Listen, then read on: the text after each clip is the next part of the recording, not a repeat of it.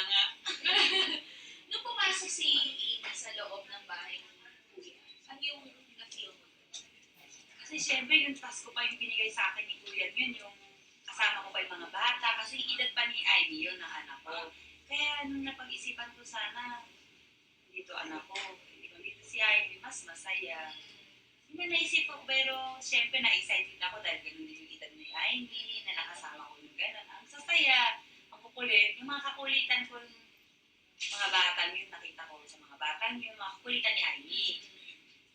Kaya yun, nag-enjoy naman ako. Pero yung pumasok si Ivy nun ako, Diyos ko, yan na nga. Ayan naman si Ina. Yan na nga, nag-ano na ako, nagwala na ako. Siyempre, di ba, sobra akong na-miss yung anak ko.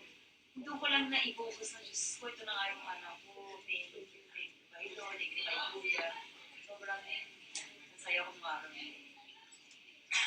For Tommy, how did it feel when you saw Amy inside the house?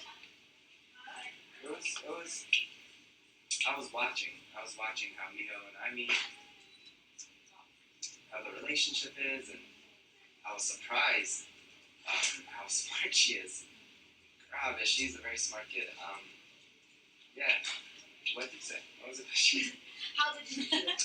Did it affect your feelings for Miho at that time, seeing the other side of her or her side as a mother? Seeing your side of it, definitely it changes your perspective because your perspective on someone always changes, right? Constantly. It's never the same. And seeing now the other part of her life with her all the time, and it's her daughter. Definitely it changed, you know. But seeing how their relationship was and seeing how close they were, how well behaved Anya was, it was a good change, you know. It just made me see more about what mother she is and how well of a mother she is and how much she cares for her daughter. So it made me admire, you know, a lot. You know.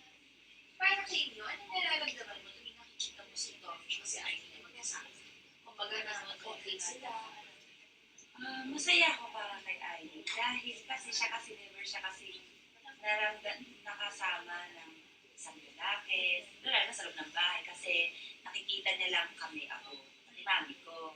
Kaya parang nangyayari, babae lang kami sa bahay. Pero nung sa loob ng bahay ni Kuya, okay naman siya, okay naman sila. Masaya naman. Masaya din ako para kay Ivy na nai-enjoy niya yung nangyayari sa kanya sa loob ng bahay at magkasama pa sila.